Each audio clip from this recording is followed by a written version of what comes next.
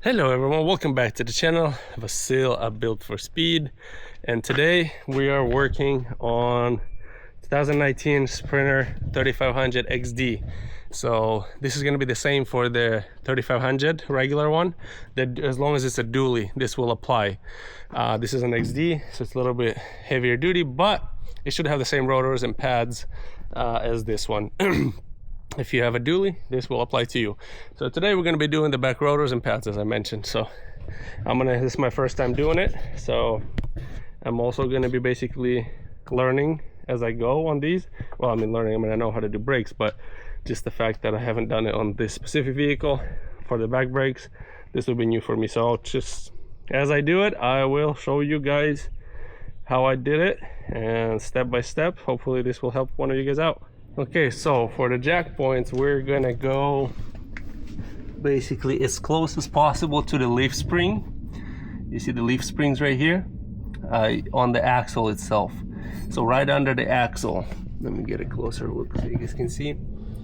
Right there, right under the solid axle, as close as possible to the leaf spring. That's where the strong point is. So just right under the axle, right there, is perfectly fine.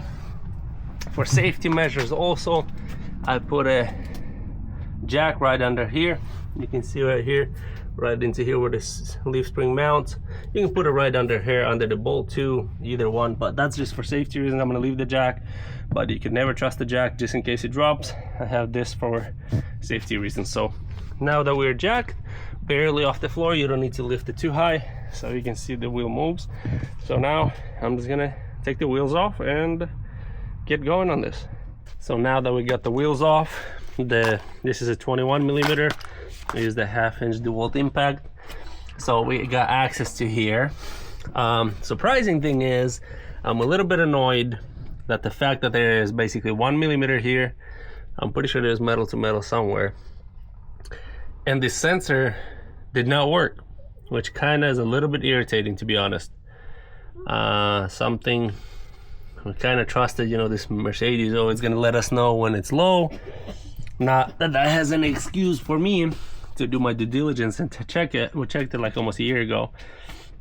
I didn't put that much mileage on it, but it wore out pretty fast. So don't trust the sensors. Always check every few months, check your brakes, because like I said, we didn't have any message for the brakes. And as you guys can see, it's like 1, maybe 2 millimeters here. Same thing there, which makes me a little nervous. So I'm going to be changing the rotors and pads, just because it's a box truck, and yeah, it takes a lot of heat, so I'm not trying to risk anything. I'm just change it. So once you take the wheels off, you have to take these things off. So this for the wheel, the back wheel, I'm gonna take this off to take those bolts off, pull this off, and this should, I released the parking brake because that's what that is. So yeah, we're gonna pull this off, and hopefully that allows us, and I pull the brake caliper off, and then that should let us pull off the rotor. Now that I got these bolts out, got this thing off, I just used the hammer just to tap it. After I got the bolts out, it just came off. So now I will remove the caliper, and it should allow us to pull the rotor off. Okay, so the back ones, I'm gonna take the caliper bolts off. I will be taking these off because I want to lubricate the sliders, but it's a 15/16 wrench, and I'm gonna use that hammer. I'm gonna whack it and get those loose, take the caliper off. I'm probably gonna be putting it on the floor. It's probably gonna reach on the floor, and then I'll take those off, lubricate the sliders, take the rotor off, and yeah, that's the plan. Okay, so another important thing is you're gonna need E-socket, E8, to get one of these bolts off behind the sensor, because you do not want to be ripping or breaking this sensor. Now that we got it, I'm going to put a little screwdriver there and disconnect the sensor, the brake pad sensor, from the connector, so it's free when I put the caliper down, so it doesn't damage this wire or basically this plug in here. Okay, so I got the caliper off. I had to kind of tap it basically because it wouldn't come off, so I had to grab a hammer and just keep tapping it. So yeah, now that we got, and then the rotor came off pretty loose when I was tapping the caliper. The rotor came loose, so I removed it. So the inner edge, if you guys can see here, maybe you can't, right here, you see that? That's like maybe an eighth, a quarter inch wear on the inside. Outside small is like an eighth, the inside is like a quarter, so it's a good thing I got the rotor. So this is the new rotor I got. Beautiful looking. The only thing I see here, you want to inspect your shoes, your brake shoes. You can see here it is rough, basically material, the shoe material, and then here you can see it's like dust. So either sometimes some guys maybe left the parking brake on, and yeah, it's really smooth. So I'm gonna get a sandpaper and I'm gonna sand that down a little bit so it's nicer, and then we're gonna start reassembly. Okay, so we got the caliper off and everything. I put the pads in the first half of the caliper. I cleaned that up, put those in. I'm gonna bolt it up because there's not really much access back here to put the caliper together, so I have to put it together first and then put it onto the rotor.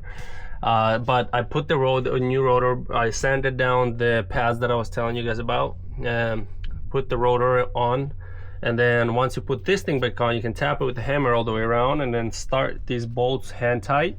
And then when you start tightening it a little bit with the impact, after you start them, you do go cross pattern, basically like star pattern. So you go this one across, and then next one across, and just kind of crisscross it.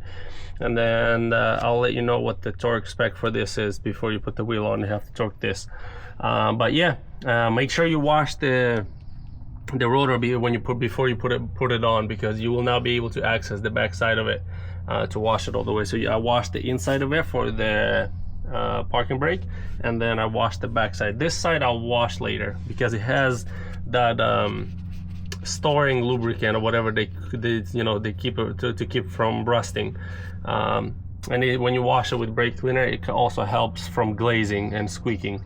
So make sure you wash the rotors before you put it on, and then yeah, I'll clean this off afterwards. So I put everything back. This is 150 foot-pounds, all these bolts. Like I said, you torque them the same way, just crisscross like a star. And then the caliper bolts are 125 foot-pounds, and yeah, we are good to go. I cleaned it, as you can see, washed it right before I put the caliper on. It's all clean, so now we are good to put it together. So the sensor's plugged in, that's bolted up. So now we're gonna put the wheels on and we're done with this side. This one, look at this, metal to metal. The inside is 1 millimeter. This is original garbage. Destroyed, wire still there. Never warned us, so do not trust the original brake warning system. The aftermarket one that I got, this should work better. This is a little bit better design, but yeah, definitely do your due diligence and check the brakes periodically. Okay, so got this together. Now 150 here, gonna be 125 back there, and we're ready to put the wheels on. Okay, so that's gonna be it for today's video. Put the wheels back on, the truck drives great, but yeah, I just want to show you guys how to DIY this at home. It's my first time doing it on the Sprinter, on a dually.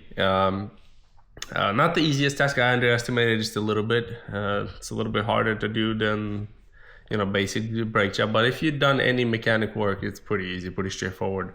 It's just don't expect it to do it really fast. Everything's much bigger, so yeah, it's gonna take you a while. But yeah, reminder, definitely check your brakes. Don't rely on the Mercedes warning system, because as you see, it's garbage. It didn't work on me. No warnings inside, nothing.